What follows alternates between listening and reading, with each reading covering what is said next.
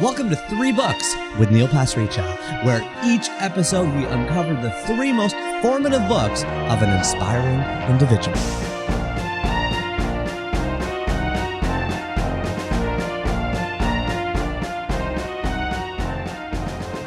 Hey everybody, it's Neil Pasricha, and welcome back to chapter 143 of 3 Books. Yes, you are listening to our epic 22-year-long quest to uncover and discuss the 1,000 most formative books in the world.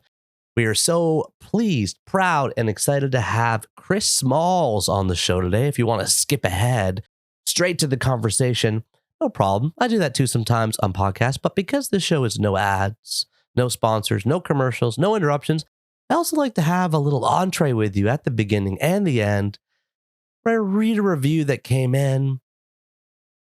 We talk about a value of the show. At the end, we have an after party where I play your phone calls. We just hang out. It's a vibe here. It's a community here. We call ourselves 3 Bookers. We've got 3 different clubs, as you know. I can talk about more of those at the end of the show, but I always kick it off with a review. I read every single review you leave on YouTube, on Apple, on Spotify, and I read one. If I read yours, drop me a line, send me your address. I will be sending you a free signed book. All right. This one comes from Arnie Goldman, who says, "It has been a long time since I listened to the 3 Books podcast, and I was delighted to start fresh with Jonathan Franzen. So many good moments. I appreciate the attention to detail, no commercials, and the delight in reading. I love the story about writing itself, the amount of details that John puts into his choice of words, both of your mutual love of books, and the thoughtful conversation between 2 intellectuals who appreciate each other." Thank you very much, Arnie Goldman. I appreciate being called an intellectual. I don't know. That's a high bar. But I know what you mean about the pausing before word selection. Brené Brown, our guest in chapter 70, does that really well too. Where there's just this like dramatic pause, and then they kind of always come out with that perfect word choice. Jonathan Franzen and Brené Brown, two of the best. As David Mitchell told us in chapter 58, sometimes you're looking for the right word, and it's like searching between tall, swaying grasses, just waiting to find out that perfect word choice. There is joy in perfect word choice. Absolutely. Now, as you guys know, on 3books.co/values, we have a whole bunch of values of the show. And so I want to talk about a different value every time to kick it off. One of the values that we haven't spoken about much is wallet, phone, keys, book. That's the whole value. Those 4 words: wallet, phone, keys, book. I actually got this on an article written by Ryan Holiday. I want to say, and he was our guest in chapter 28, but I want to say he wrote this article more than 10 years ago. And the point was just that he carries a book everywhere. He just folds the top corner. He's like, I read a page in line at the coffee shop. I read 2 pages in line. At the coffee shop, whatever. If you're listening to audiobooks, you can kind of do this easily. It's so easy to turn to your phone and scroll. That's the tendency. That's what the algorithms want. That's what they are trying to seduce us to do.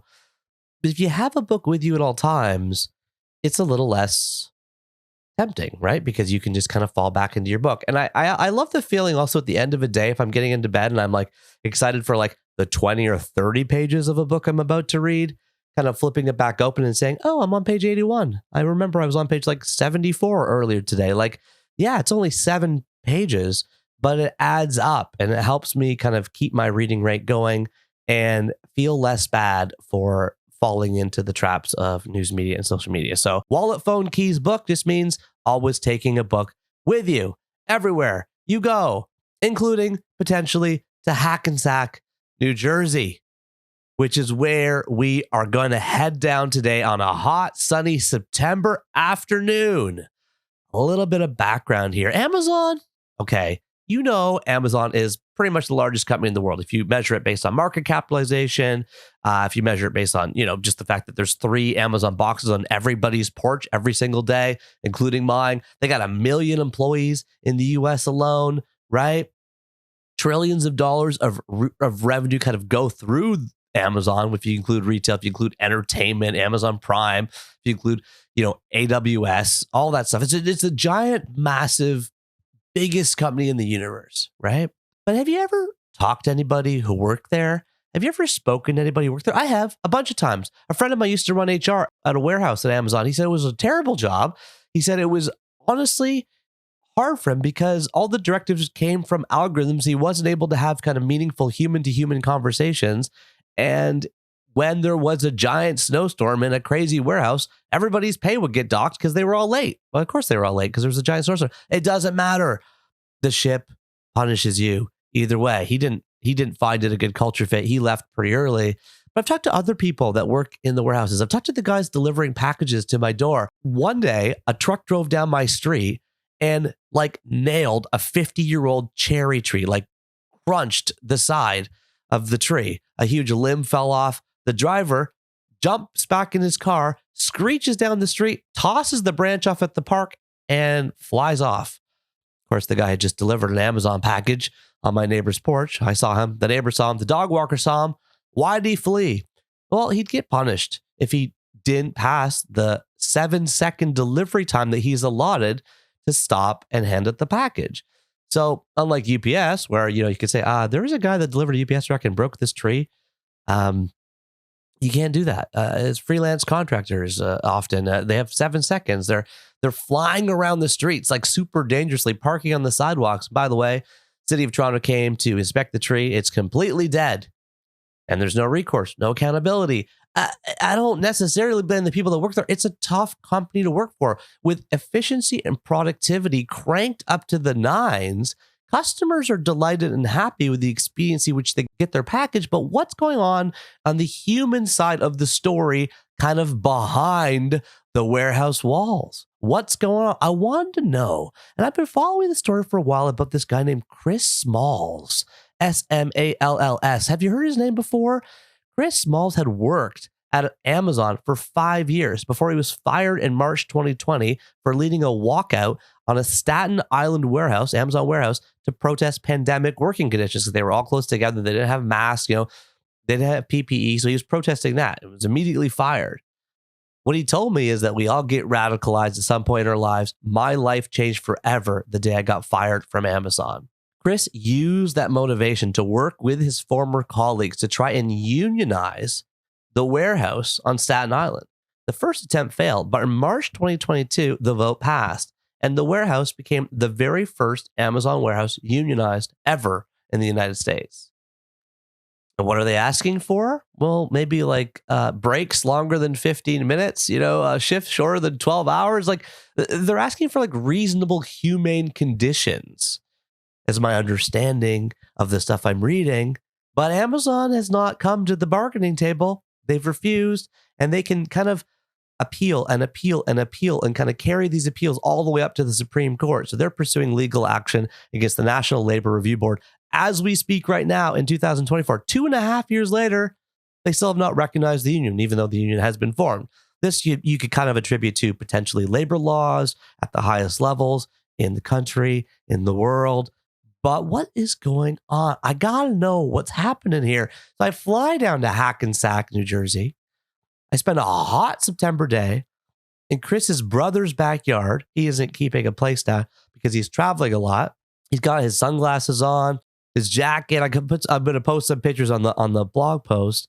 He talks about why he's been traveling the globe, what happened after the union drive, his experience being under surveillance by Amazon and the police, why the Amazon Labor Union has recently affiliated with the Teamsters. Chris calls bullshit on a lot of stuff, a lot of what we hear in mainstream media about labor organizing. He reports on what people in the streets are saying. What's going on as the pitchforks are getting sharpened these days? What can we learn from communist and socialist countries? Why is the US government reluctant to enforce antitrust regulations? And what does fair and dignified work look like in a day and age when AI is taking jobs by the millions at record pace? We are having a massive disruption in our labor workforce. What does that look like on the ground level? Join Chris and me in his backyard. Sit with us in the white plastic chairs. The air is going to be sticky from smoke from Chris's joints. We're going to talk about how working at Amazon is, in Chris's words, like slavery fast forwarded 400 years into the future, what's going to happen with jobs as automation grows, whether unions can still be effective today, what political parties represent the working class, and of course, Chris Smalls' 3 most formative books. It's going to be a fun, wide-ranging conversation, trying to explore, as we always do, the curiosities that we have that don't always get uncovered with kind of traditional press. We are going down to New Jersey, everybody. Let's flip the page into chapter 143 now.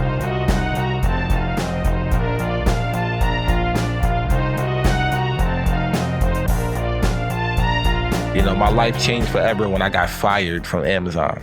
And one day, I went from having a job to not having a job that I had for 5 years. And once again, I'm 30 years old. So it's a different feeling, especially during the pandemic when you don't have no other option. So you had no choice but to fight. You also told me that Malcolm X was a big inspiration to you.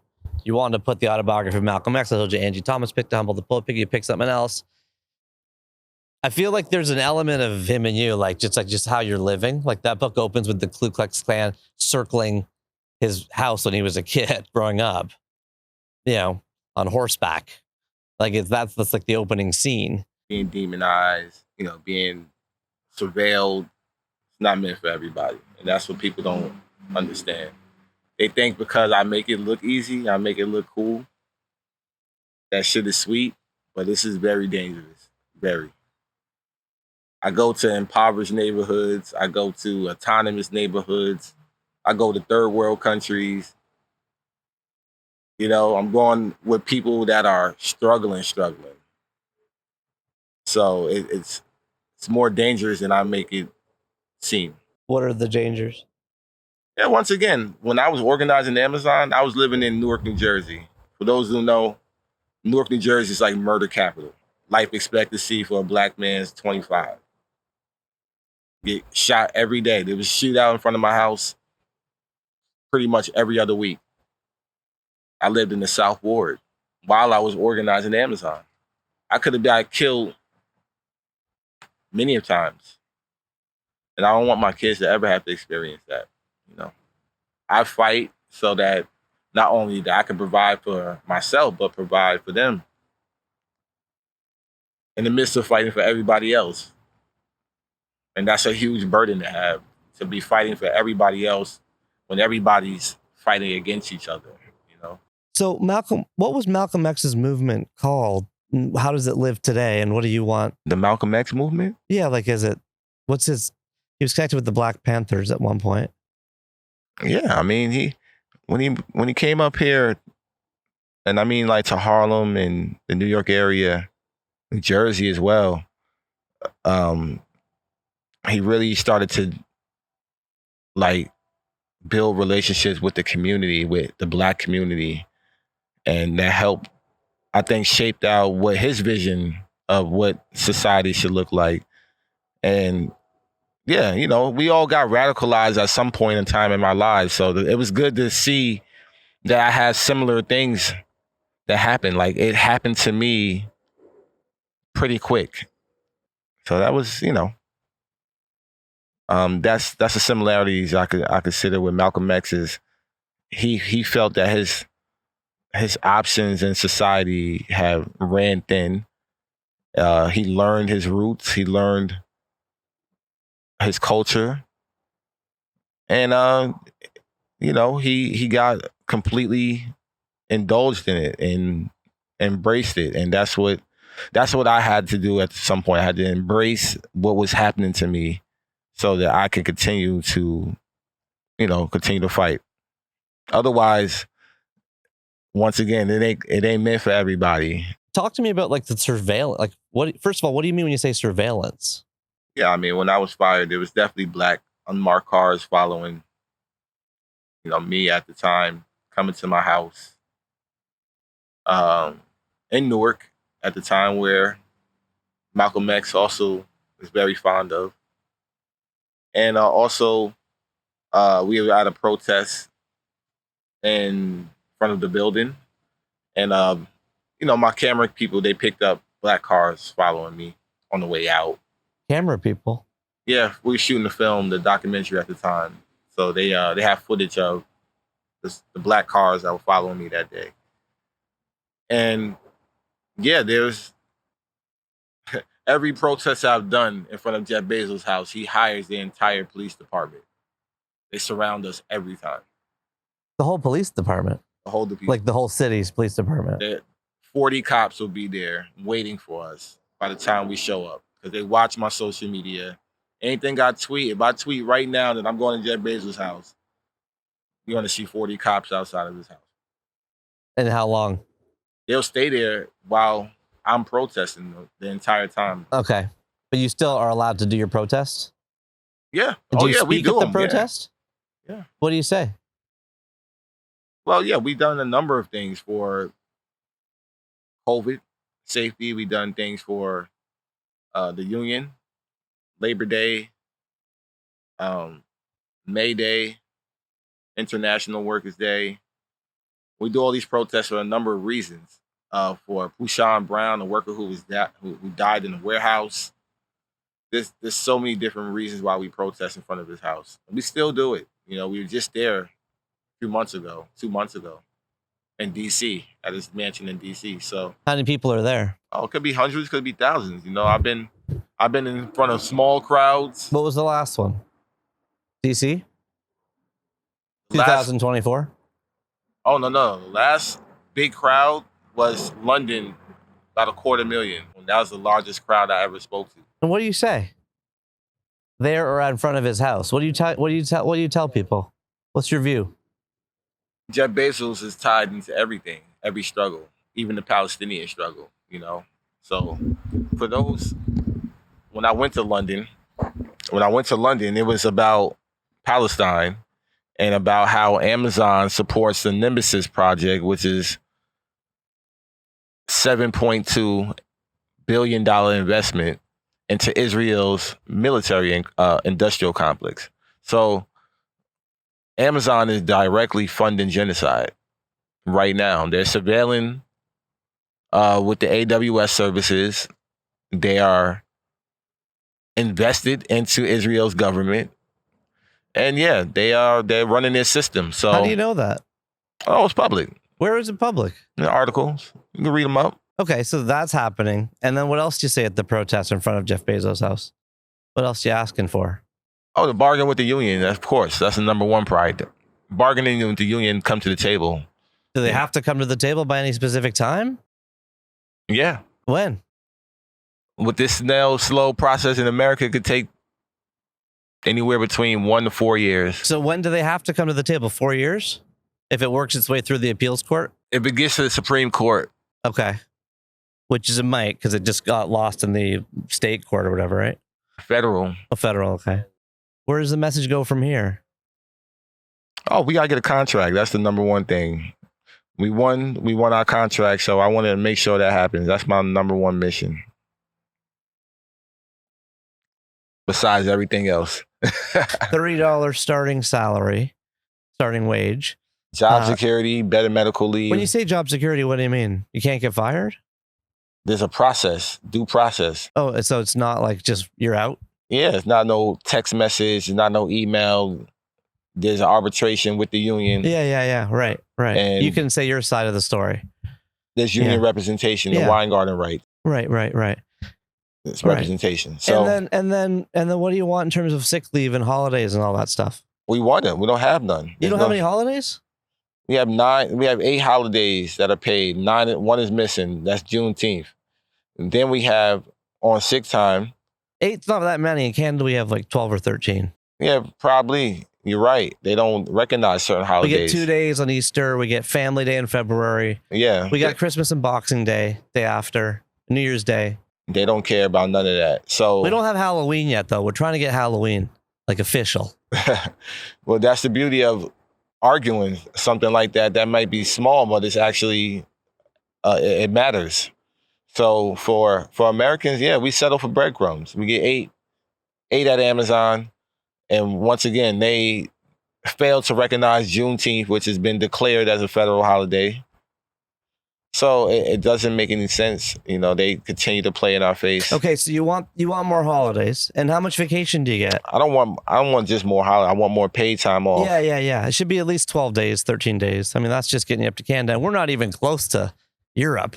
Right. You know, these workers deserve to have vacation time. They don't. We got a new CEO at Walmart from England named Dave Cheesewright. He was actually our guest on an earlier chapter of the show, 96. And when he came over from England, he got to the Walmart Canada office and he's like, there's no windows in here. And everyone's like, yeah, we don't have any windows. He's like, make some windows.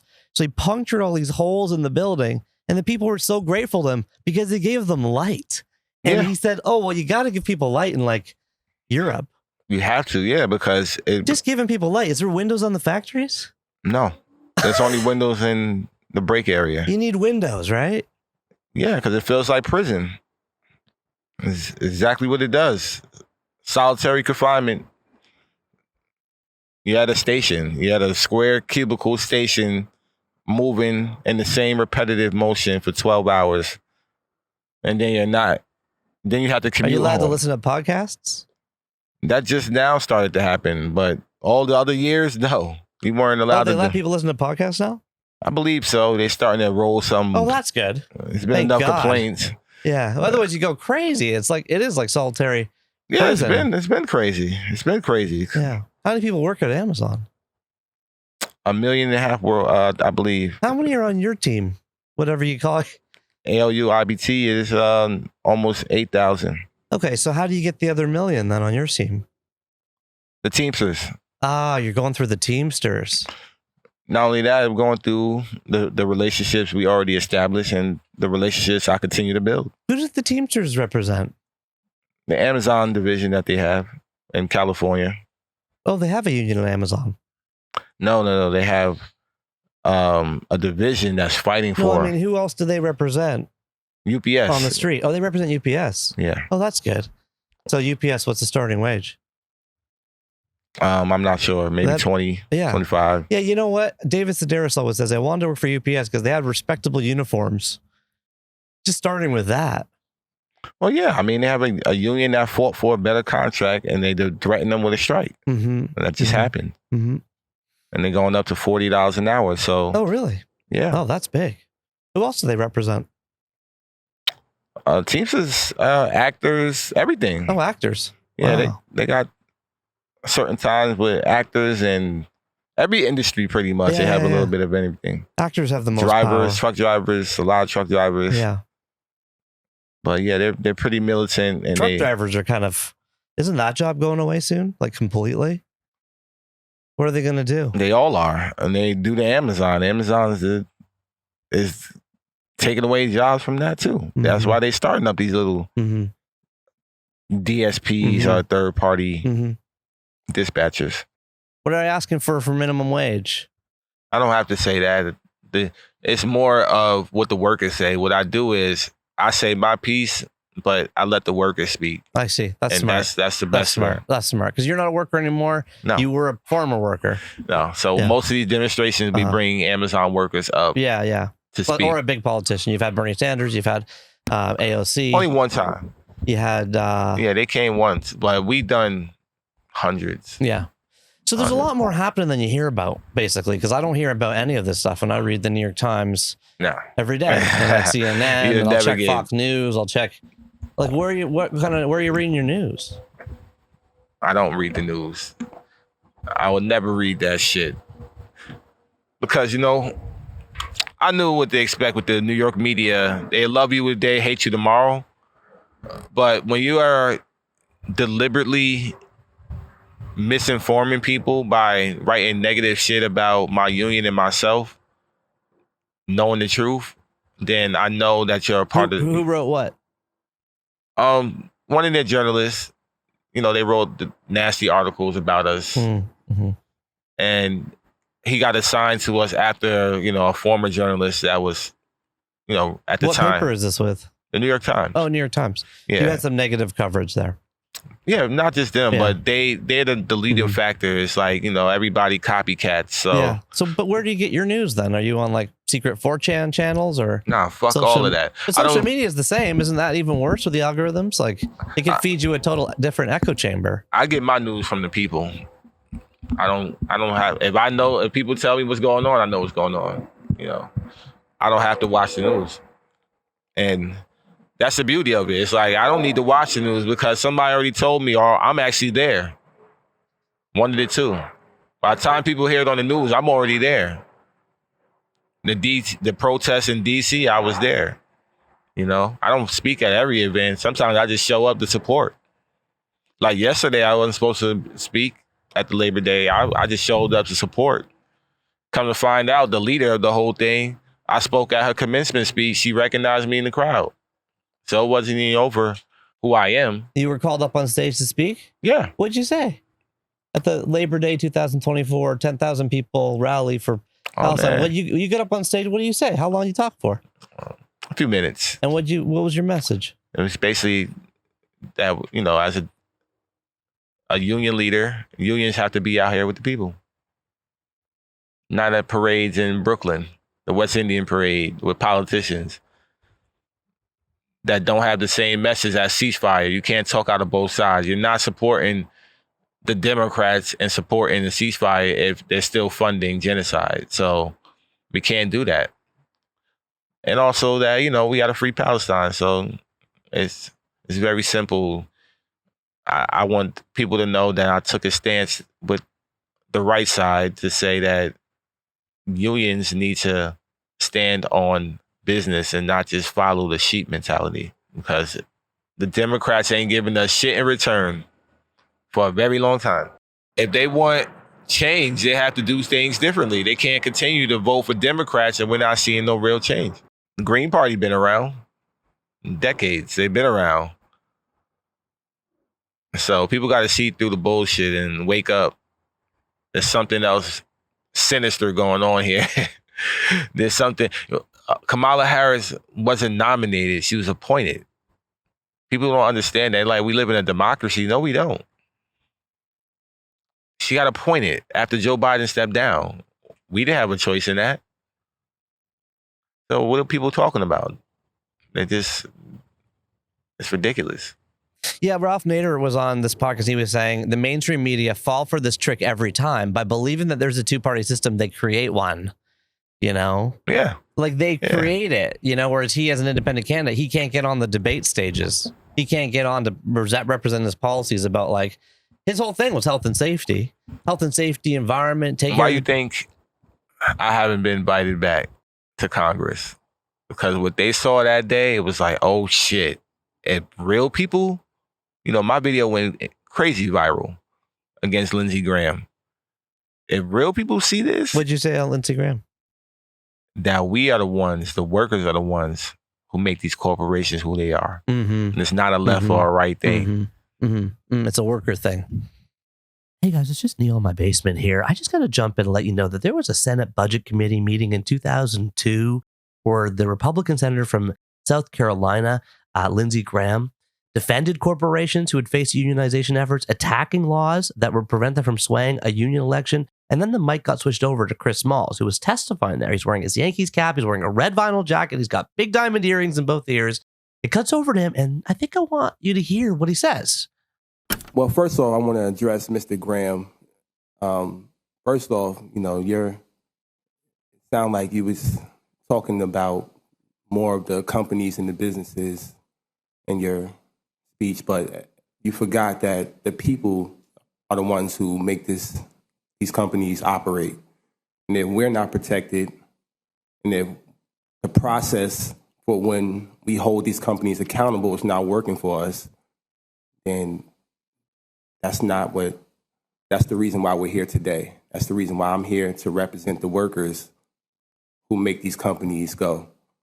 And I think that it's in your best interest to realize that it's not a left or a right thing. It's not a Democrat or a Republican thing. It's a workers thing. It's a workers issue.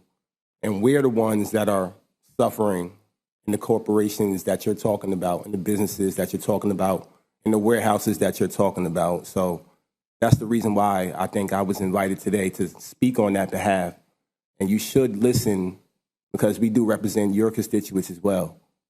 So just take that into consideration, that the people are the ones that make these corporations go. It's not the other way around. When people heard that. They're like, oh, shit. People like that. We don't need them. Mm-hmm. So we can't bring Chris Smalls back anymore. You know who was sitting right next to me was the Teamster president. Sean O'Brien, yeah. What would it take to start a Labor Party? That's could we not start a Labor Party then? To be determined. It'll be a lot of work, but anything's possible. I don't know. There's going to be a lot of laborers. I mean, AI is taking jobs. AI is taking jobs fast. Like I saw something on Twitter that said, in a year from now, there won't be any call centers. And it was demonstrating some like advanced AI that was like, yeah, hey, I'm calling about my flight. It's delayed. I'm in Newark. Like, help me get home on the earliest flight. I'm happy to pay up to $500. And it'll be like, oh, how about this one through Boston? Like, it's like faster and better. It's like, that's like millions and millions and millions of jobs. They're about to wipe out 50% of American jobs. These unions, they better wake the fuck up, because less than 6%, private sector, less than 10% in the public sector. Are you for universal basic income? Hell yeah. Mm-hmm. It works. Mm-hmm. Mm-hmm. We're broke out here. Like, it don't make sense. They disrespected us in the pandemic, You're living with your brother's place. You don't have a place right now. No, by choice, but I have my own place. My life's been on the plane, so it's no point in me paying rent. Where are you going? Where are you speaking at? I saw you were at the Tesla factory in Sweden. Where else are you going? No, I wasn't there. We were in Norway. Oh, Norway, sorry. Austria, then Greece. What are you speaking at in Austria?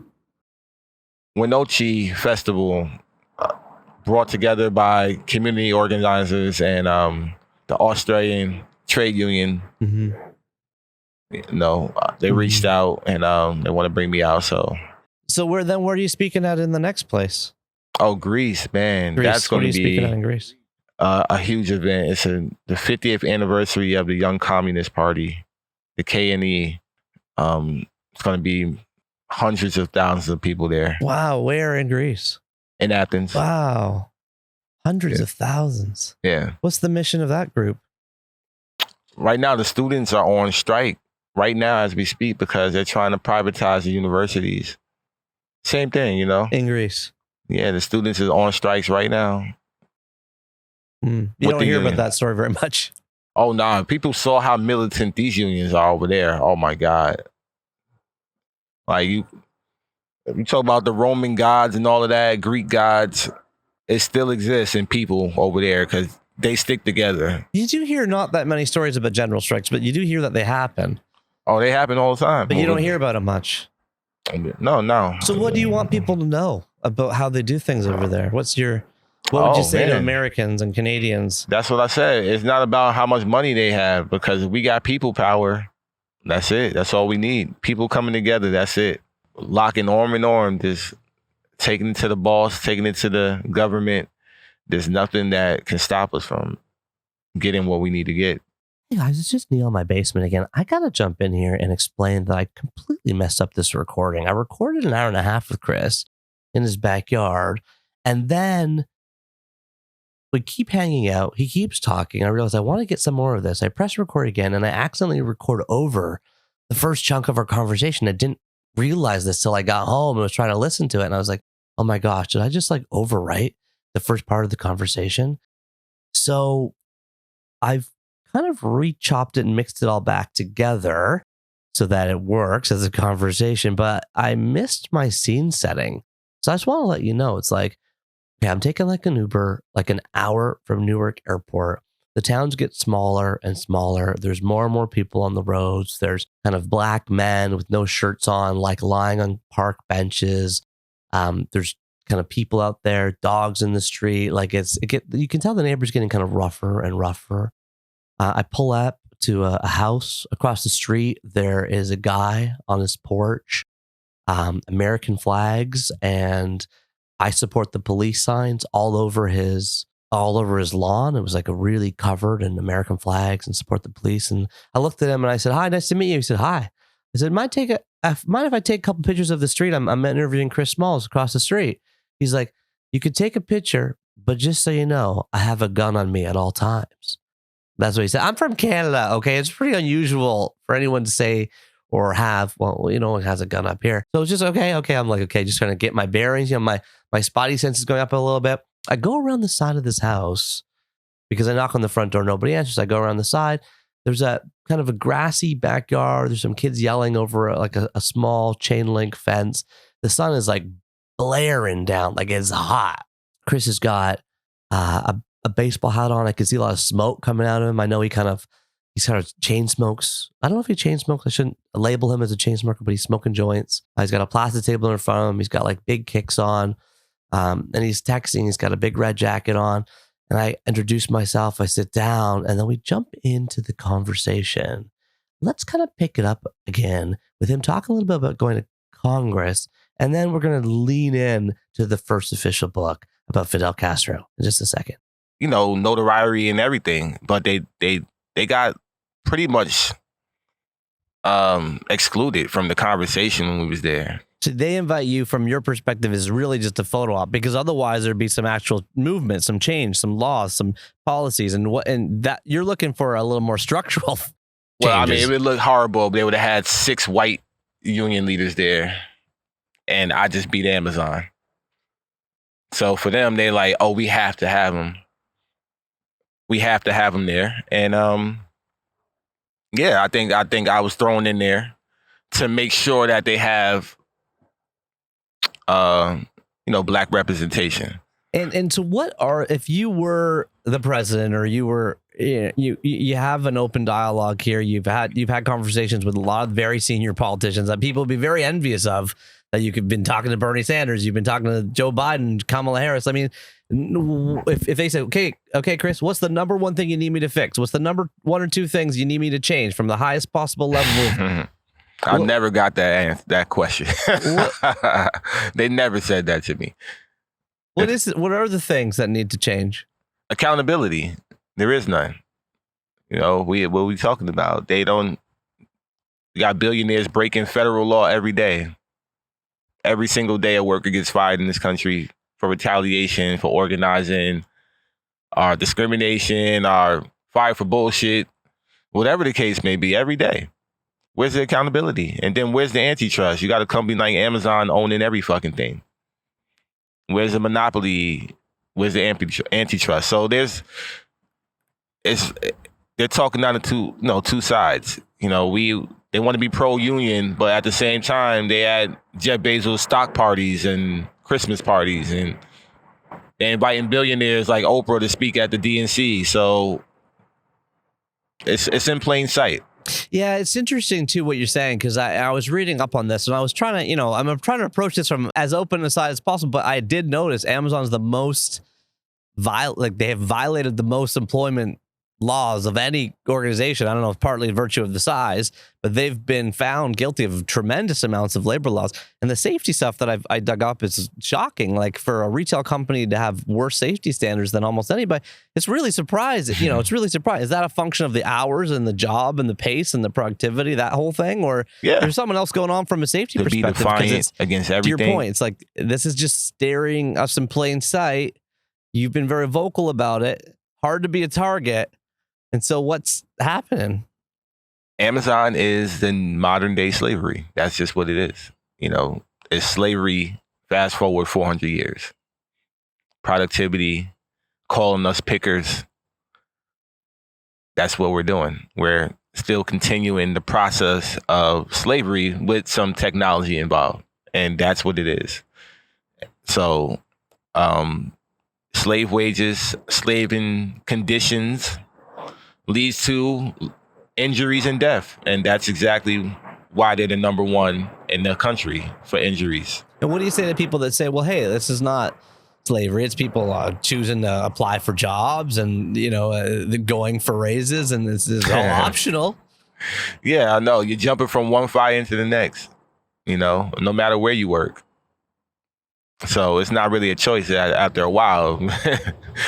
It's a part of our society. Amazon's only been around for 30 years? Mm-hmm.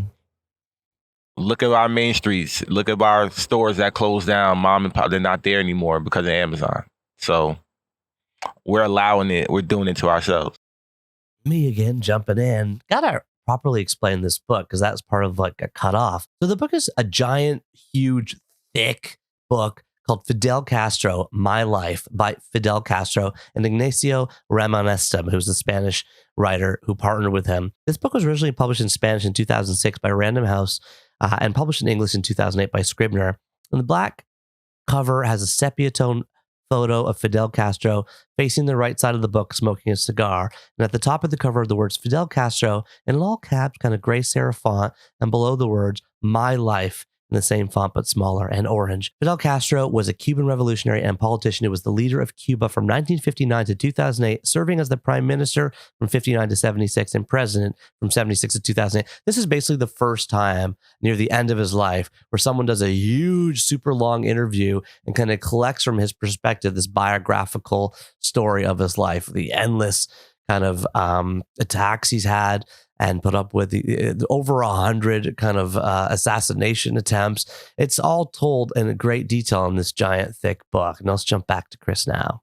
One thing I notice in all the comments on YouTube when you're out there and you're on C-SPAN, you're testifying to the Senate, a lot of people are saying, I commend this guy for looking the way he looks, for dressing the way he dresses, for going to the White House with a gold grill and a do-rag. And this comes up over and over again. I can't help but think of it on the Castro cover. I mean, he's wearing military fatigues, right? Like this guy's the president. I mean, he's in charge of the country, but he's like a warrior. He's like a soldier. He's wearing military garments. He's, there's a lot about the look and the appearance, and people are talking about your appearance a lot. It comes up in a lot of conversations because you represent something that I don't know if it's scary for people or if it's just unusual for people, but you don't dress up. You're not wearing a suit or anything. You could look at pictures 15 years ago, 20 years ago of me, and you'll see the same thing. Mm-hmm. As is. Same thing. Mm-hmm. Mm-hmm. People just don't know me. It's hard. Yeah. Yeah, it's hard to say like, hey, this is me. It's been me. But if you've been around me, all my workers, I walked in Amazon like this when I got hired day one. So they knew. Everybody knew. Oh, no, that's Chris. So I don't really have to defend it. It's just like, whatever, believe what you want to believe. I know who I am, and the people around me know who I am. And they don't, they defend me a lot. People defend me if they see things or people talk about me. But then again, you got the ones that obviously, a lot of sheep mentality. They just take things surface level, judging a book by its cover. If I dress like a rapper, I must be a gangster. I must be a gangbanger. So I'm just breaking down all those stigmas by showing up as is and continue to talk about the issues. Yeah. Yeah. Talk about the issues. Talk about the values. One quote from this book is a quality of life lies in knowledge, in culture. Values are what constitute true quality of life, the supreme quality of life, even above food, shelter, and clothing. I was going to ask, what's it like working in the Amazon warehouse? What values are not represented there? And you could use Amazon, or you can use kind of like jobs like this one, And what values do you want people to see? Yeah, well, once again, Amazon for me was not a hard job to do. It's very tedious assignments, very trainable, very learnable. The issue was the conditions. So what values people is they wanted a decent break. They want a decent bathroom break. They wanted a decent amount of time to get to their station without being rushed on the clock. So it was little things like that. I tried to preserve people's jobs there. That's all I could do. Tell them the do's and don'ts, but I had no authority to have them hired or fired. And that was something I didn't like, the fact that I work with the people 60 hours a week, more time than I spend with my own family. To watch good people that I get to know over years and years and years get fired for nothing. I realized the company didn't value us. And then when they came after me, I just had enough. My whole life, as you said, other companies, I started to notice at 30, getting hired at 25, but now I'm 30 years old when I got fired. 5 years later, it's like I dealt with it since I was 15, my first job, 16 at Target. So fighting for 15 years straight in all these different industries, I realized that this pandemic was like my breaking point. So to be defiant against everything and just do what I did it was not a choice. It was like, this is it. This company said, we don't give a fuck about you, whether you live or die, whether your family gets sick or not, whether your kids get sick or not, we don't care. So by them saying that to not just me, to everybody, that just motivated me to fight even harder. Mm-hmm. And after you formed the union, what happened? What happened? What was the reaction? Oh man, we sparked a resurgence all over the world. We went from having $2 in our bank account to over 300,000 the next day. And we were able to secure a headquarters, able to start other campaigns across the country that are still going on, and also been able to support movements worldwide that are going on. The first union in Canada just happened a few months ago. I've been out there in Vancouver as well, where they filed a few times. They're trying to get over the hump. The one in UK, Coventry, I've been there day one. So to go see these movements spread worldwide off of the inspiration of our victory, there's over 30 something campaigns worldwide right now, and there's more to come in the future. Yeah, I love it. And it looks like you are pulling out a joint, so I'll let you can put the microphone in here if you want. Like if you, it's fine. You're good. Cool, okay. Yeah. Don't want to hold That's all you good. up. We're outside here. So we talk a little bit about Castro. We've got a little. It's weird to me because like I drove here from the airport in an Uber, right? And so the Uber driver is like following the map, and it's clear that Uber's had like self-driving car research inside. It's clear that like the direction it's going is the driver, the human, will eventually be replaced by the self-driving car. And in factories and warehouses, you see that trend as well. The amount of automation is going up. There's the delivery is getting more and more automated. It seems like there's a real fracture kind of happening in our culture at the highest possible level. On one hand, you've got, we're talking about labor and organizing and unions, and also at the same time, it's like the amount of automation. Everybody who's buying stuff, we all want it cheaper. We want it faster. And so we're willing to have less humans involved in the delivery of our goods. You mentioned Main Street. Well, but we're ordering off online. It's us. It's not, like we're not going to Main Street and shopping at the hardware store. They don't have the right screw. And so we're buying it online. And so the amount of tension that happens as humans get taken out of the system is just going up. The humans are being pulled out of the system. We're not even interacting with each other anymore. You can't even interact with your neighbor. I grew up when you could borrow sugar from your neighbor, everybody in the village raised the kids. My crossing guard would snitch on me if I did something. My teachers would, walk us through the hood, walk us to McDonald's, walk us to the park. We used to interact outside with kids. Kids don't do that no more. They got iPads and TikTok. We grew up in different times, and when Amazon got into this, one day shipping, same day shipping, same hour, the increase in the productivity, people don't see the behind the scenes. They don't see that there's 10 people that's going to touch that package before it gets to your door. The one person who's a picker has to pick this item in less than 7 seconds. 7 seconds? Yeah. How are you supposed to get across the place? It's a robot that brings it to you, and it comes to your station. You have to pick it off the robot, and that times you. They call it They tactile. got a robot to bring it, but they don't have a robot to pick it yet. That's what they're working on, for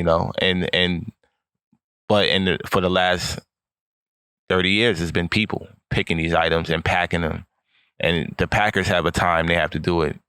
Everything is timed. Soon, the moment you clock in. So people don't see that when they order in these packages. They just go on these websites, they fill up their carts, and then they think these packages magically appear, or they see the driver and they think that, his job is just, he got it made because he has a brand on Amazon, but it's not. These are terrible conditions, and they can be improved, and the company has the money to do it, but instead they rather give it to the top. It's almost like the more separated we are, the more dehumanizing of each other we become, because as you said, we don't see it. It's true. We don't see it. We know from all the research on happiness that being separated, it's partly why I like doing all these interviews together in person. Being separated, doing all the stuff virtually, it impedes our happiness. We're not as happy when we're not together. Being lonely is worse for our health than smoking 15 cigarettes a day. And 1 in 2 American adults now says that they're lonely. This is the next big epidemic. Surgeon General is warning us about this. But of course, we don't see it because we're more and more separated. And so we're more and more separated. It's harder and harder to make friends with the crossing guard because that job's changing I got a different crossing guard on my quarter every 2 weeks. You know? Yeah, well, it wasn't like that. I mean, I go to my town now and still see the same crossing guards from when I was a kid. No way. Yeah. Oh, wow. Yeah. And that's the community, people, the cost of living has pushed a lot of people out. But it's good to see that there's still some people there. And it's sad to see that they're still there because, this is not a quality of life that we deserve, especially from visiting other countries where they believe in, 3-day, 4-day work weeks. And they believe that you should have 2-month vacation and sick time and free housing and free college. And we don't do that here. Hearing you talk like this is sounding to me a little like Jane McAlevey. I got this book from you called Raising Expectations, and then in brackets, and Raising Hell, My Decade Fighting for the Labor Movement by Jane McAlevey, McAlevey. It's a bright red 2012 book. It says Raising Expectations in like an all caps black, like cut and paste stencil font, and then Raising Hell's in brackets afterwards. The blurb on the front from Barbara Ehrenreich says, who I love, by the way. Barbara Ehrenreich wrote a book I just love on joy, dancing in the streets. The blurb says, a breathtaking trip through the union organizing scene of America in the 21st century. Jane McAlevey lived from 1964 to 2024, dying just a couple months ago. She was an American union organizer, author, political commentator, senior policy fellow at the University of California, Berkeley's Institute for Research on Labor and Employment, and a columnist at The Nation, as well as writing 4 books. What's this book about? Well, she's famous and notorious in the American labor movement as the hard-charging organizer who racked up a string of victories right when people said it wasn't possible. Then she was bounced from the movement. We're going to talk about this maybe with you. A victim of the high-level warfare that's been tearing apart organized labor. In this engrossing, funding narrative that reflects the personality of its charismatic, wisecracking author, McAlevey tells the story of a number of dramatic organizing and contract victories and the unconventional strategies that helped achieve them. Dewey Decimal Hits Flyers 1 at 331.880 for social sciences /economics/labor economics/labor unions. Chris, can you tell us about your relationship with Raising Expectations and Raising Hell? Yeah, rest in peace, Jane McAlevey. Yeah, I mean, she was considered the GOAT for a lot of people, and respectfully so. I was fortunate enough before she passed to spend a lot of intimate moments with her, right here in New York at her apartment. I used to go visit her, have dinner with her. We used to have very, very in-depth conversations about organizing, and I learned a lot about her. We butted heads a few times, and there was some things that came out in the media that was misconstrued about our relationship, but we cleared it up. And then she gave me that book. I asked her which one of the 3, because she didn't write the 4th one yet. She was writing it, but I asked her which one of the 3 is her favorite, and she signed and gave me a book, and she gave me, a copy of that one.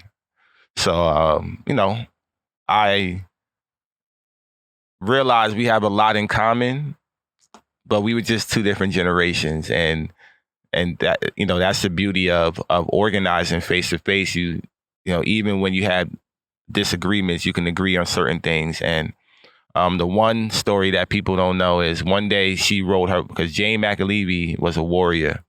Even with her battling cancer, you would never tell. She was a warrior until her last day. She used to ride her bike from New York, from the Upper West Side to Jersey over here. And one day her bike broke down. She crashed her bike. So she called me up, said, can I come pick her up? So I picked her up, had the truck at the time, and took her to the bike shop. Then I took her home, and then we sat on her balcony and had a good night talking about organizing, talking about, the bigger movement, everything. And, these are the stories that people would never hear, but to share that, I want people to know that I have a great deal of respect for her. And even though we weren't able to use her tactics during our campaign, well, a lot of it is, she organized in a strategic way that was beneficial for public unions like nursing and teachers. For us being in the private sector and going up against Amazon, it was a different monster. So there were certain tactics that she wanted us to use, and we tried a few of them. Some were, getting the majority signatures in the building for just a majority petition, which was a great strategy, still is. But the problem is Amazon's turnover rate, it wasn't possible. That was the thing. We would sign people up, they'd be fired the next day. So it was certain tactics that she had that just wasn't aligning to the way we needed to be. And that's when we butted heads a little bit. But other than that, going up against other unions, going up against politicians, going up against the status quo, standing on business, me and her are aligned on that. And that's something that, and the last thing she said to me was, you need to sign with the Teamsters. That was her last words to me. So I want to say thank you, because I did. And I signed the union to the Teamsters before I left my post. Yeah, so that's the part of the story we haven't got to yet, is that the Amazon labor union that you were president of has more recently, in 2024, signed on to a larger, I think it's like it's $1.5 million or 10.5 million, million and a half person union called the Teamsters Union, founded by Jimmy Hoffa, I think. Yeah. Like 3 generations ago. And now, but that's not worker led now, Chris. Oh, no. Am I misunderstanding? Why'd she say to sign with them? Because now you've put the Amazon labor union over to a larger union. I guess I'm assuming it's partly resources. Well, I didn't sign them over. I signed an affiliation, meaning that there's an agreement in place. And in this agreement, we have full jurisdiction. So we have full autonomy. So nothing's changed. We still have our independency. We still have the same core people. And our bylaw committee will be able to incorporate policies in the Constitution that were aligned the way we organize. Yeah. But why'd you do it? Like, what were the reasons to do this? We need resources. We need money. They have money and resources. And they have. For them, they probably see this as a opportunity, because as you've pointed out in other interviews, Amazon does work with unions in other countries today. Yeah, of course. France, 10 years, decade.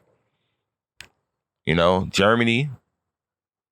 So yeah, they work with other unions. So the Teamsters probably see this as an opportunity to get more support across the country. Well, yeah, it's an opportunity for them to get in the warehouse, and it's an opportunity for us to get resources, Yeah. money that we didn't have access to. At the end of the day, though, if you're playing a money game with any big company, you're probably going to they have a lot more money. I mean, it's just, it's kind of like the money doesn't help. I mean, well, the money is not going to determine our victory if we use it right. It's not the amount of money. We already beat them with less than 100,000. Yeah. So it's the way you use it. Right. And right. If it's done right, correctly, and we were able to go on strike, and the relationships that I'm building internationally, we can call it international strike. We have some leverage. International strike. What's that? Well, yeah, like you mentioned, the unions that are unionized against Amazon, I met them. I flew out there to their country. So for me to have these conversations has never been done in history. To go to communist countries, to sit down with communist unions. No American union president has ever done this, what I'm doing. So I know what I'm doing is a bigger picture that people don't even fathom yet. So hopefully if it plays out correctly, we'll be able to build that relationship. Yeah. Yeah. I hear what you're saying. This is partly, what Jane talks about with whole worker organizing, right? Like on page 14, she writes, whole worker organizing begins with the recognition that real people do not live two separate lives. One beginning when they arrive at work and punch the clock, and another when they punch out at the end of their shift. So, on one hand, we're talking about unions and we're talking about the labor movement in the U.S. On the other hand, we're talking about bigger picture issues. That's partly why I think you don't support either candidate running for president. You're really open about that because you don't see either of them addressing some of the bigger issues. The whole worker, the people working 3 jobs, the people trying to commute 2 hours. You were commuting 2.5 hours each way to get to the warehouse every day. Mm-hmm. So what does whole worker organizing look like to you? The whole worker, the whole person. What are some of the big macro issues here? Well, that's why we were successful, because we had workers. It wasn't a third party. It wasn't led by union salts. It was led by the workers. My lead organizers were going on 9 years. Derek Palmer. No other union has an organizer that's been at their job to organize against Amazon that long. People don't last at Amazon 9 days. For him to last 9 years, if you don't have a veteran employee, leader, organizer like that leading these campaigns, it's going to be very, very difficult. Is he still there? Yeah. He's still working there? Yeah. 9 years now. 9 years. Wow. And if I didn't get fired, 9 years. Right. So we have but you had a case. Sorry to say that you had a case against Amazon for wrongful dismissal. What happened with that? Yeah, Letitia James didn't do shit with it. It was just, for show. So nothing. What was the result of the case? Dismissed. Yeah. Who's Letitia James? She's the Attorney General of New York State. That's where it went. Yeah. And then he dismissed the case.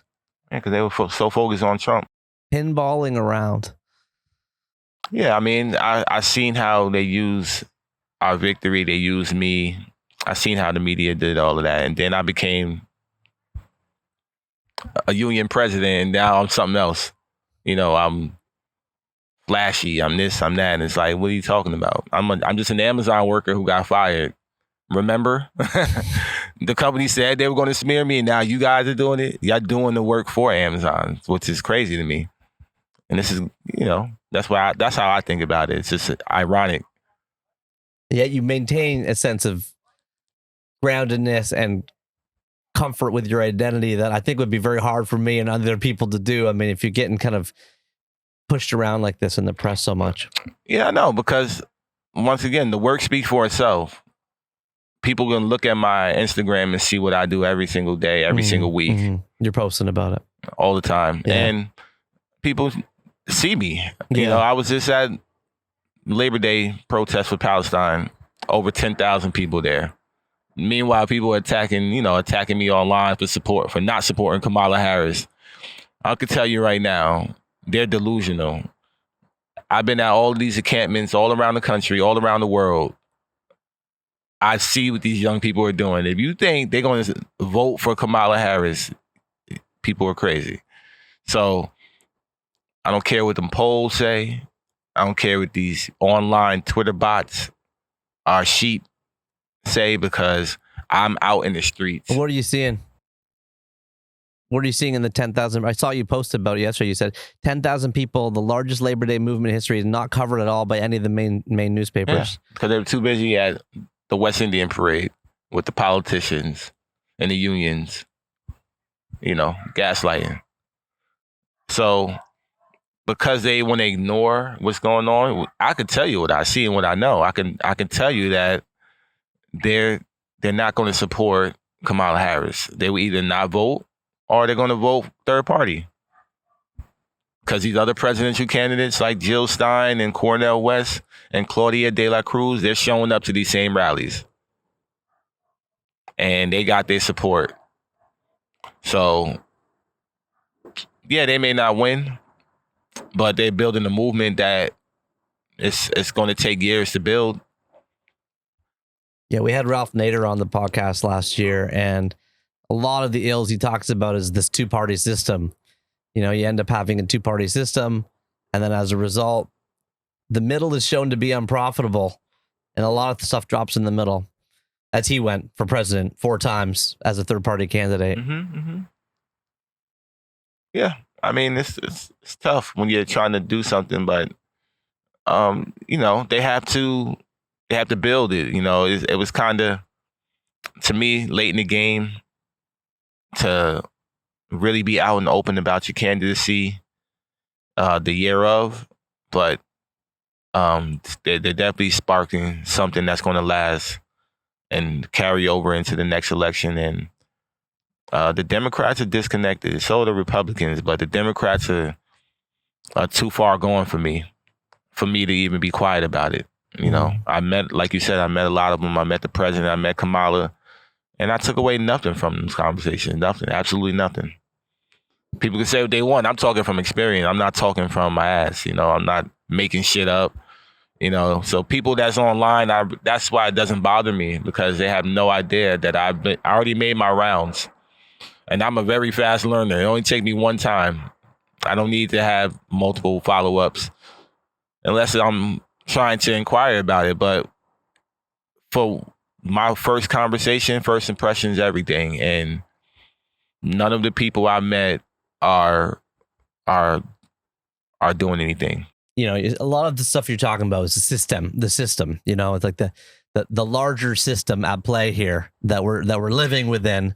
Both you and me to a lesser extent. I'm in Canada, so it's a slightly different system, and every country's a little bit different. We've got a lot of listeners for the show around the world, but the third and final book you gave me is kind of about the system, right? It's a new book. Just came out 2023. It's called It's Not You, It's Capitalism by Malaika Jabali, if I said that right, Jabali. It's a bright blue cover with 3 emojis on it: a broken heart, a $ bag on fire, and a brown solidarity fist with pink fingernails, with the subheadline, Why It's Time to Break Up and How to Move On. Pretty, unconventional kind of book.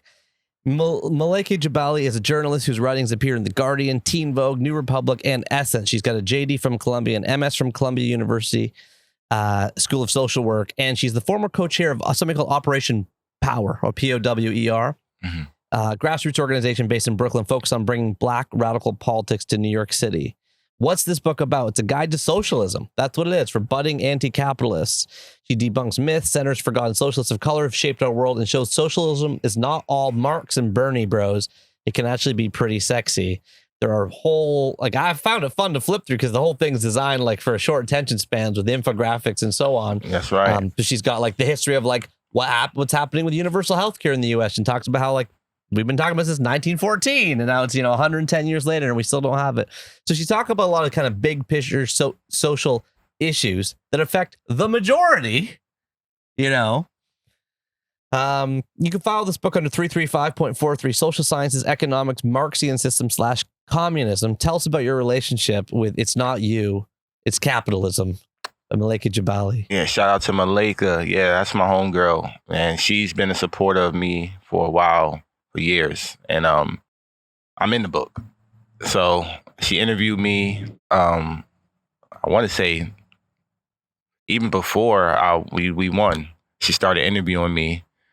And yeah, we just stayed in touch, kept in contact. And then when she came here to Brooklyn for the book release, I did the book release with her in Brooklyn.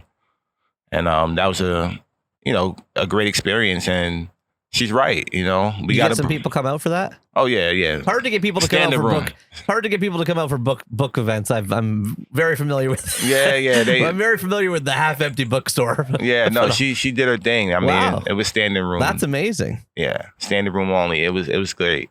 Yeah, it was great. Great experience.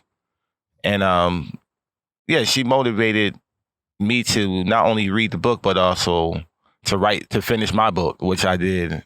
I was able to finish mine this summer too. So you got a book coming out? Yeah, got a book coming out. What's it called?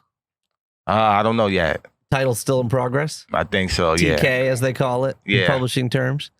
Is it your memoir? Somewhat. Yeah. Yeah.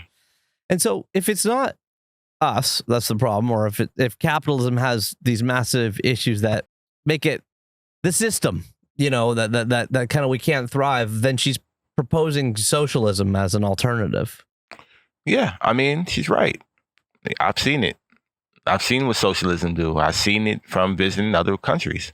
70% of Americans don't have passports. They gave me a hard time. I was 35 when I got my passport.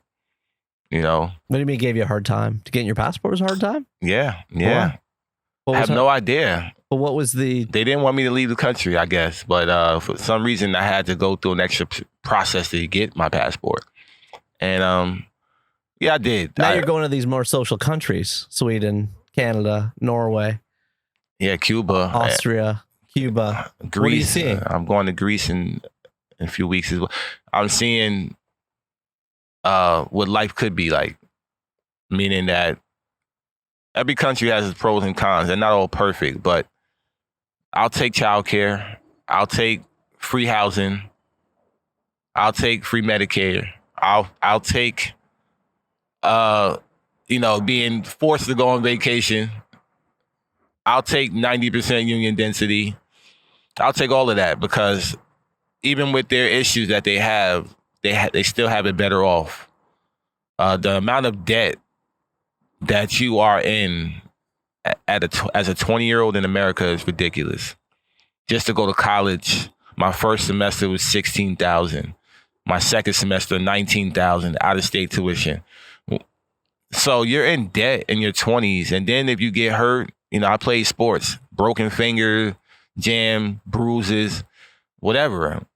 Medical bills, thousands, tens of thousands. Then you got the doctor who's a millionaire suing you, suing the patient. So it's insane. I'm still paying student debt in my 30s. And I dropped out of school. I didn't even finish college. I dropped out my second semester, and I'm still in debt because of interest and years of not paying because I don't have the money.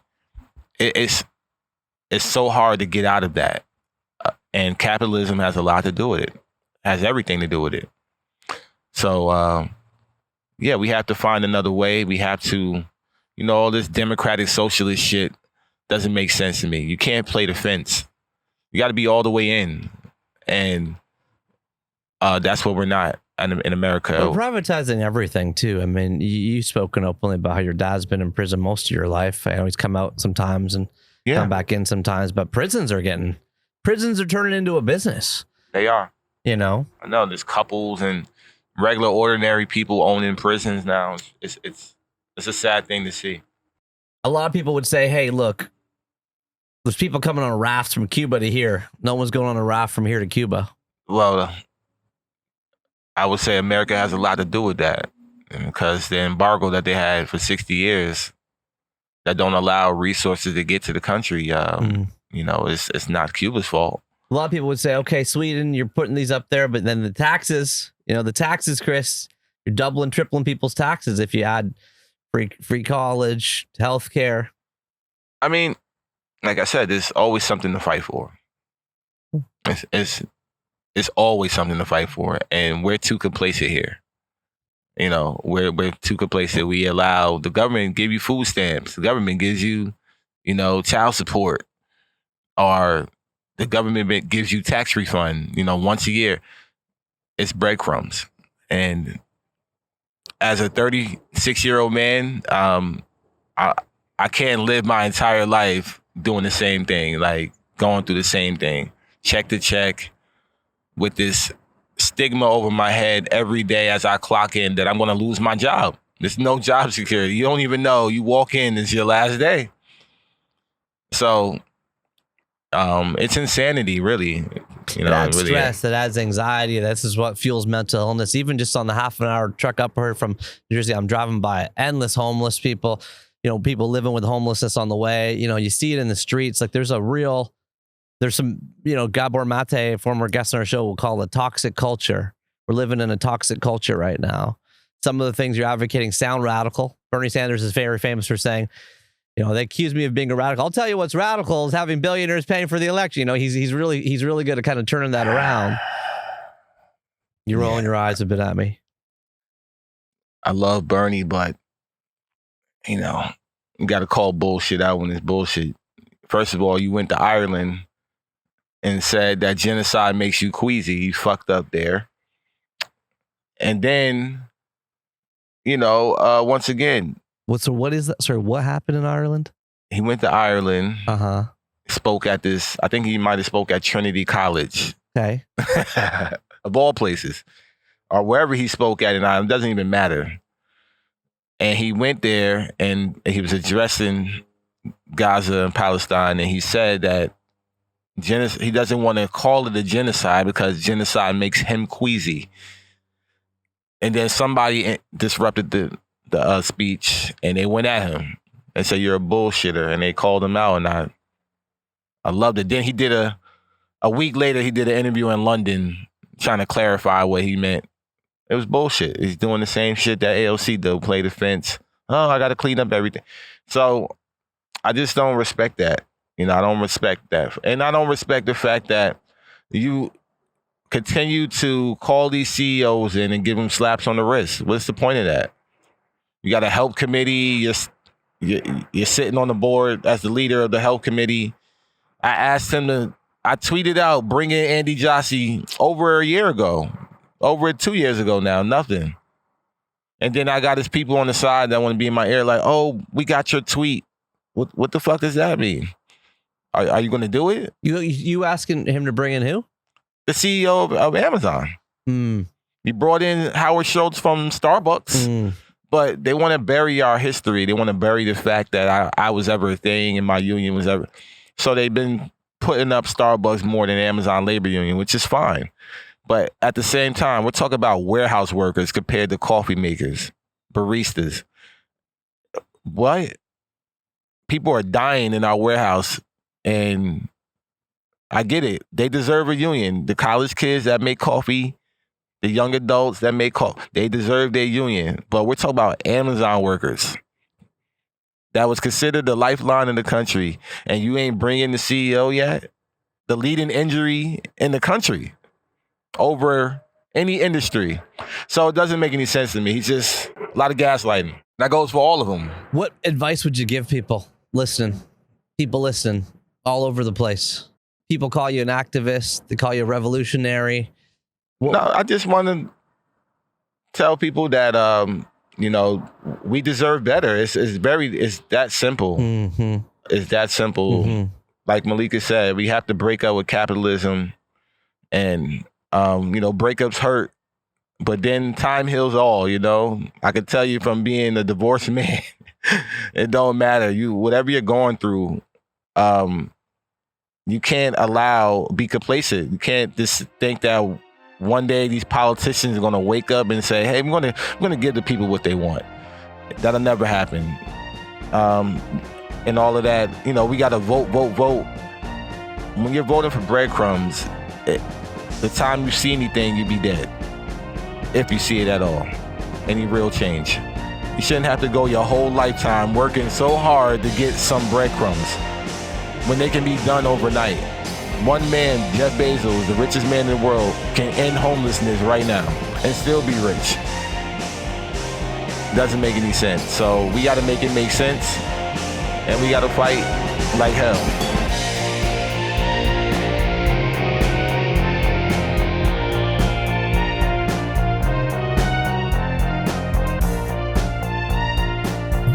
It's just me in my basement again, here with my pile of wires, my laptop screen full open. Listening back to that conversation with Chris Smalls, I didn't really know what to expect flying down there to hang out with him in his backyard. All I knew was that through talking to people who worked with Amazon, the people delivering packages to my house, my friend who worked there and didn't work there after a while, I was like, there's just more to the story than we can hear or see. And I wanted to get an on-the-ground peek from the person who organized the first ever Amazon warehouse union in the United States ever in history. Like, that's quite a big feat. No wonder Bernie Sanders went over there to give a speech when they did that. AOC went over to give a big speech, But the flame seems to be, dying down here because Amazon can kind of peel it forever. Years go by. Money gets used up, turnover stays really high. So the people that even voted are probably no longer there. I mean, turnover is in the hundreds of percentage points. So you're flipping people over all the time. The structural setup isn't one that allows people to come together and argue and make claims for rights. Where do I personally sit on these issues? I think it needs to be better than it is now. I mean, here's some quotes from Chris that I completely agree with. I would love to actually have 3 days off and 4 days on, a 10-hour shift or an 8-hour shift with an hour lunch. I mean, when you hear him say that, it doesn't sound crazy at all, does it? Right? When I talk to people that work at Amazon, they say, yeah, it's a 12-hour shift. You get 2 15-minute breaks and 1 30-minute lunch. So that means you're working 11 out of the 12 hours, and the most time you get off is 30 minutes. Then think about what the work is. Here's another quote from Chris. It feels like prison. Exactly what it does. Solitary confinement. You have a station. You have a square cubicle. You're moving in the same repetitive motion for 12 hours. As he describes it, the robots pick the products off of the shelves. They bring it to you. The part that humans are currently doing, at least with Chris's information, it may have changed or may already be changing to entirely robotics. But, it's like they're just taking the products off of the robot and putting it in a box. Like, that's like a more complicated. You can imagine like a human hand kind of being required, right? He had more controversial statements. We got billionaires breaking federal law every day. Every single day, a worker gets fired in this country for retaliation, for organizing, for discrimination, for bullshit, whatever the case may be. Where's the accountability? He says, Amazon is modern day slavery. That's what it is. Fast forwarded 400 years, productivity, calling us pickers. That's what we're doing. We're still continuing the process of slavery with some technology involved. Do you agree with that? This is me again. Do you agree with that? Do you think that's what it is? I mentioned this afterwards to somebody I met later in the day, and they were like, well, it's an optional job. Like you don't have to work there. It's not slavery by definition. And that's true. Or are there systemic issues that prevent people that have been historically discriminated against from moving beyond poverty? Like, is this kind of the design of the system, right? Like, that's kind of what he's arguing for. And then it gets even loftier when he says, I met the president, I met Kamala, I took away nothing from this conversation. Now, remember, we recorded this before the election, and he was even saying then, like, they're not going to vote for Kamala.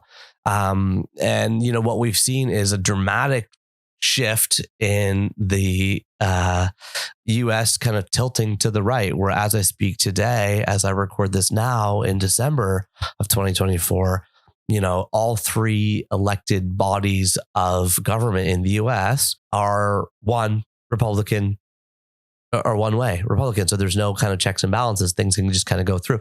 Now, I'm not here to kind of espouse political views. And at the same time, it is politics. Like, politics is, as Ryan Holiday describes it, all the things that we do together. That's what politics is. And so when you see situations and kind of setups that just smell foul and seem foul. And when you poke under the roof and you find out that this kind of Amazon union process has been dragged on endlessly and probably will get dragged on endlessly still, to the point where it's drowned out. Like, it's not in the news anymore. It's not, you don't hear about it anymore. These are just really bad jobs. I was talking about a buddy of mine who worked at HR at Amazon. He's like, they post for 12-week contract jobs because nobody wants to do a 6-week contract job, but really it's a 6-week contract job. But then we fire everybody after 6 weeks and he's in Canada, my buddy. He's like, in Canada, you can fire people after 6 weeks in his 12-week contract job. Then there's no liability. There's no repercussions. So we post them for 6 weeks, nobody applies. We post them for 12 weeks, everybody applies, but we fire everybody after 6 weeks. And we do that over and over again, so that over 2 or 3 years, you may have worked at Amazon for 6 weeks numerous times. Then you become temp. Okay. Then you become part-time. And he said to me, this is a guy that used to work in HR at Amazon.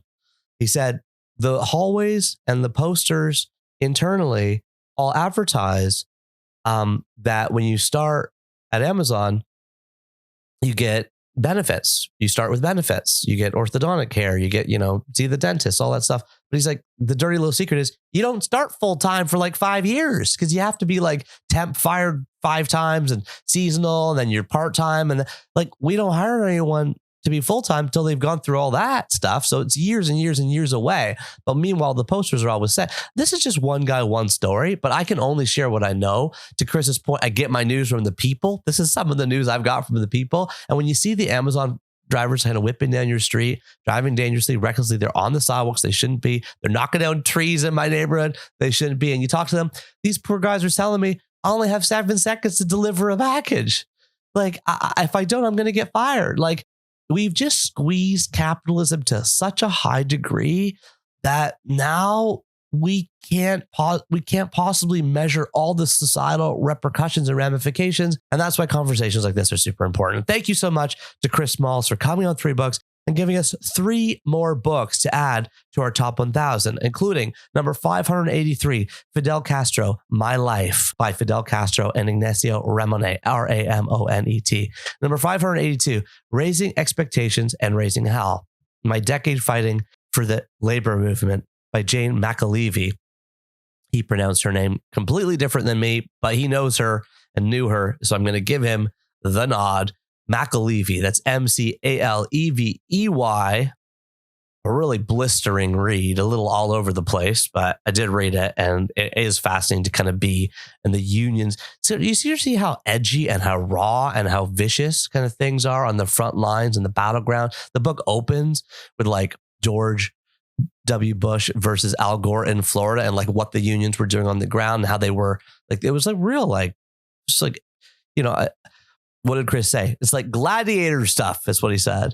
And number 581, It's Not You, It's Capitalism by Malaika Jabali, Jabali. I did read that book as well. I don't as strongly recommend it as Chris did, just my personal take. It was complicated, hard to read.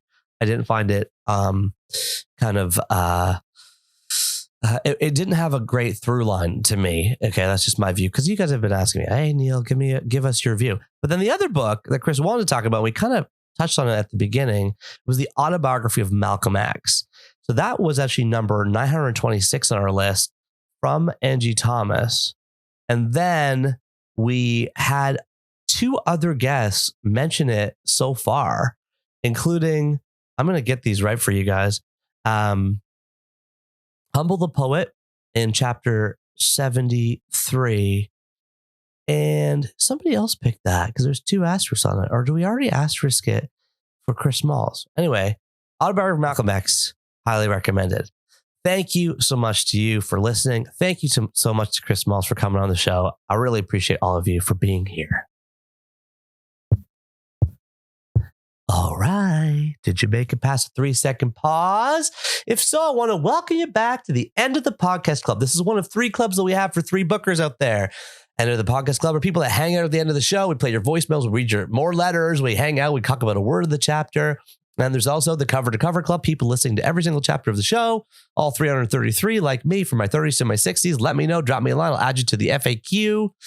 And of course, there is the Secret Club, which I can't say more about Other than you can listen for clues. The number one way to find a clue for the Secret Club is to call our phone number, which is 1-833-READ-A-LOT. And with that, as we always do, let's kick off the end of the podcast club by going to the phones. Hi, Neil. This is Claire. I'm calling from Nova Scotia. I started listening to your podcast years ago when you first began, and I was doing a lot of driving then, so it was on all the time. And then I kind of forgot about it for up until now and was on another road trip and picked up where you have now left off, listening to some of the most influential, wonderful people that I love to read, Maria Popova, David Eggers. Holy smokes. So congrats at how it's grown and how you've maintained it ad-free. Thank you so much for what you're doing for the book world and book lovers. What a cool, special thing. And, I got to go. I just got a paper cut. Okay, bye-bye. That's a great voicemail. Thank you so much, Claire, from Nova Scotia. First of all, shout out to the comeback listeners.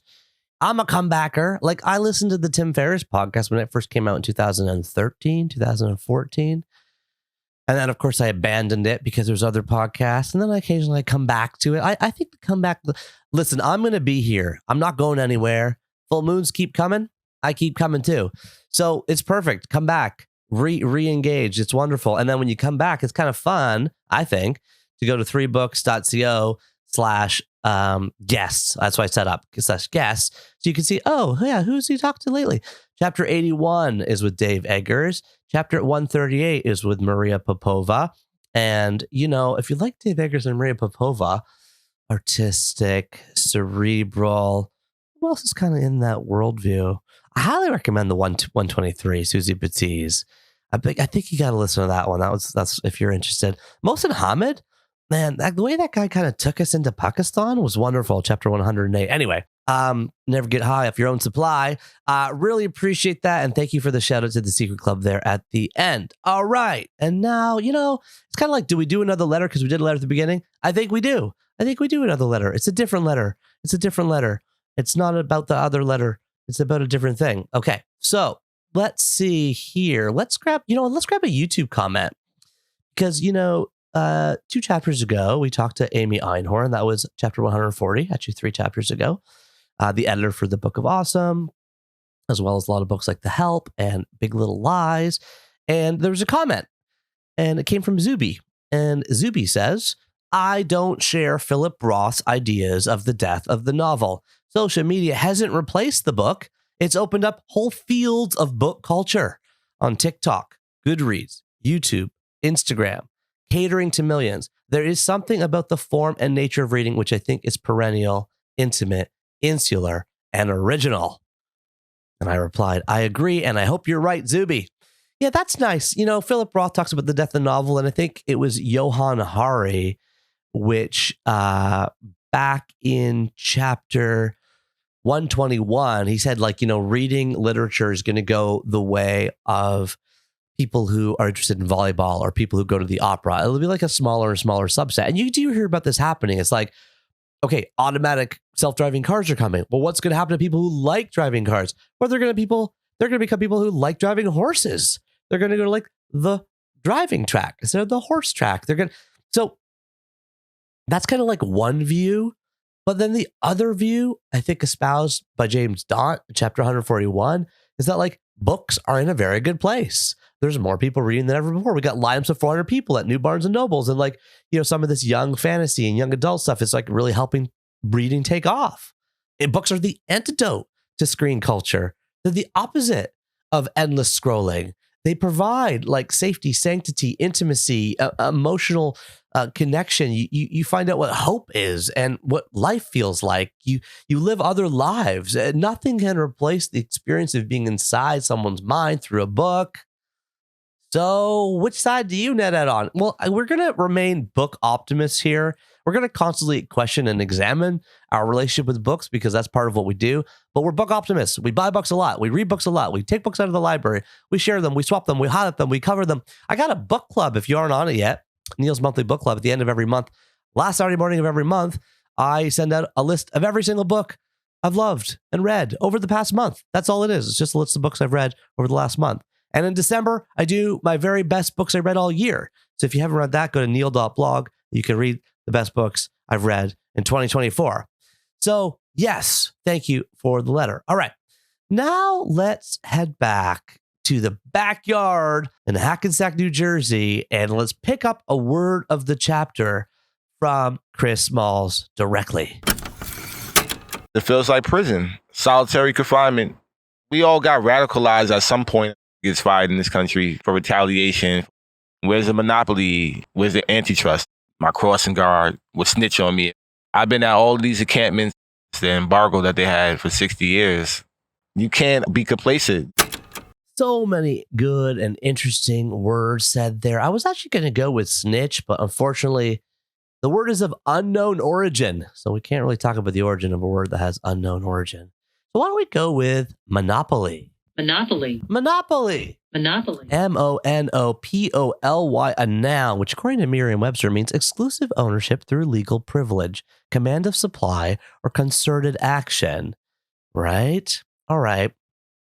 We know what that word means, but mono, as you may know, means one, right? Single, right? Monoculture. We hear mono in lots of places. But what you didn't know, or what I didn't know, I should say, not what you didn't know, what I didn't know is that polein, P-O-L-E-I-N, is from the ancient Greek word for cell. So monopoly means single cell, S-E-L-L, not C-E-L-L.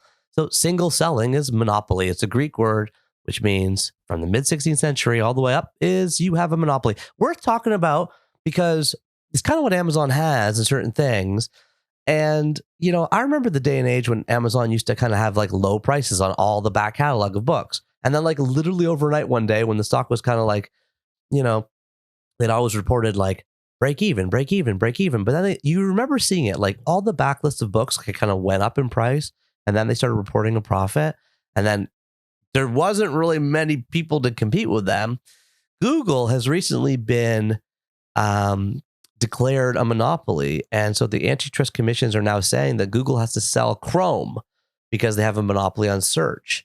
Competition is healthy for customers. Monopoly is unhealthy for customers because it leads to price gouging. You remember that story about the guy who bought like the AIDS medication and then like changed the price up by like 10,000% because of course it was the only place to get the medication. How do we fight this? We have conversations. We could become aware. We send notes and letters to our MPs and our representatives. We kind of stay engaged, stay informed, stay connected. And Chris Smalls has really helped us stay connected. I want to keep staying connected with him, with the movement, with what he's working for in solidarity, which is better working conditions, safer working conditions, windows in the warehouses, longer breaks, less strenuous back-breaking practices that create healthy and happy employees and healthy and happy communities for all of us to live in.